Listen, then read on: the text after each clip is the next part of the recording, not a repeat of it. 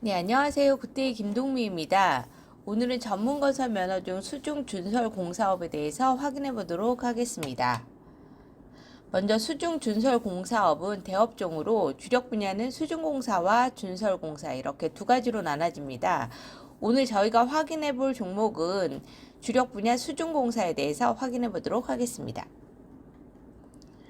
먼저 수중공사는 수중에서 인원, 장비 등으로 수중, 해저의 시설물을 설치하거나 지작물을 해체하는 공사를 말합니다.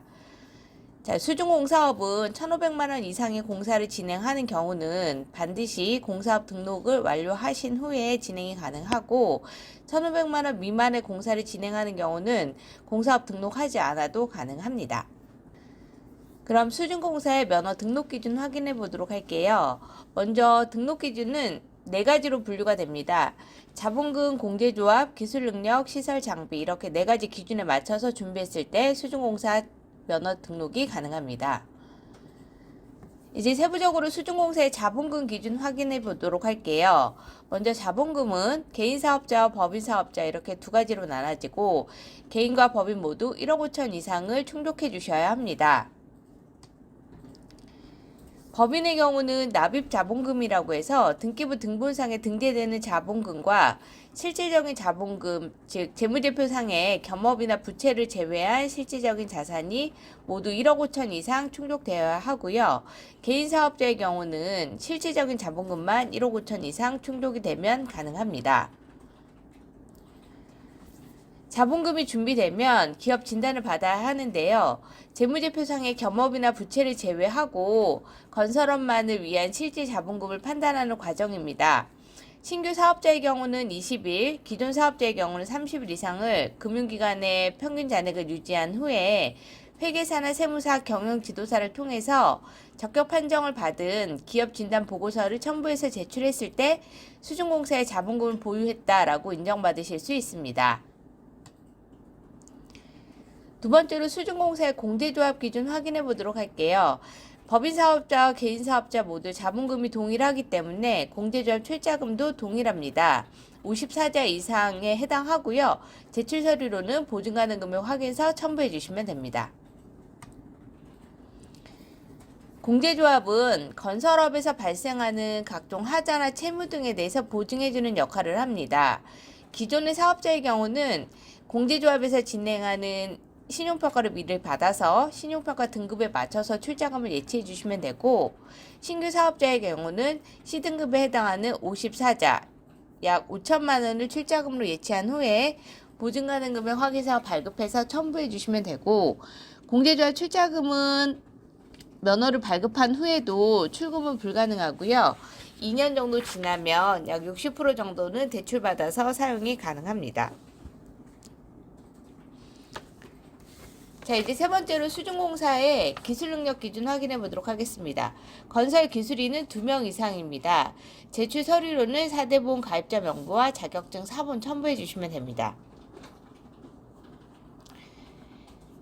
자, 세부적으로 기술능력 확인해 보시면 국가기술 자격법에 따른 잠수 기능장, 잠수 산업기사 또는 잠수 기능사 1명 이상, 국가기술진흥법에 따른 기계, 토목 분야의 초급 이상의 건설 기술인 또는 국가기술 자격법에 따른 관련 종목의 기술 자격 취득자 1명 이상 해서 총 기술 인력은 모두 2명 이상입니다. 4대 보험은 반드시 필수로 가입해 주셔야 하고요. 겸업이나 겸직은 불가능하고 자격증은 1일 인유자격만 인정이 됩니다. 혹시 간혹 기술 인력이 퇴사하는 경우는 반드시 50일 이내에 다시 채용하셔서 그 기술 인력 부족으로 인한 행정처분 받지 않도록 주의해 주시기 바랍니다. 마지막으로 수중공사의 시설장비 기준 확인해 보도록 하겠습니다. 시설장비는 일단 전용 사무실 준비해 주셔야 합니다. 전용 사무실은 건축물 대장, 건물 등기부 등본, 사진, 임대차 계약서 첨부해 주시면 되고요. 사무실은 법인의 경우에는 법인 본점 소재지 하나고 개인 사업자의 경우는 사업장 소재지 내에 위치하면 됩니다. 건축법상 근린생활시설이나 오피스가 적합하고 주거용이나 농업용은 불가능합니다.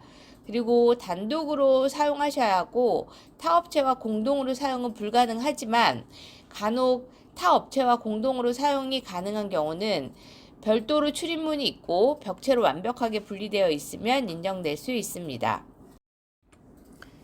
네, 마지막으로 수중공사의 장비 부분 확인해 보도록 하겠습니다. 지금 앞에서 보신 장비는 모두 준비해 주셔야 하고요. 장비를 구입한 내역 또는 세금계산서 그리고 장비에 관련된 사진 등을 첨부해 주시면 되고, 장비를 보유해야 하는 업종은 해당 담당 주무관께서 방문하셔서 장비 보유하고 있다는 내용을 꼭 확인합니다. 이 부분 처리할 때 장비 보유로 인해서 문제 생기지 않도록 잘 준비해 주시면 됩니다. 네, 여기까지 장비를 모두 준비하면 수중공사 면허 취득을 해야 하는데요. 자본금, 기술능력, 공제조합, 사무실 등의 모든 증빙 서류가 준비가 되면 사무실의 소재지가 위치한 시도 내 관할 관청에 공사업 등록을 신청합니다. 공사업 등록이 신청이 되면 관할 광역지방자치단체에서 공사업 등록을 심사하고 수리해서 각 대표님께 통보하게 됩니다. 이때 통보를 받은 대표님은 방문하시기 전에 등록면허세와 국민주택 채권 매입 영수증 지참하고 방문하셔서 공사업 등록증 및 등록 수첩을 수령하시면 수중공사의 면허 등록이 완료되었다라고 할 수 있습니다. 네, 여기까지 해서 수중 준설 공사업에 대해서 확인해 보았고요. 진행하시면서 조금 더 궁금한 부분이나 어려운 부분이 있다라고 하면 아래 연락처로 연락 주시면 언제든지 상담 가능합니다. 감사합니다. 오늘 하루도 좋은 하루 보내세요.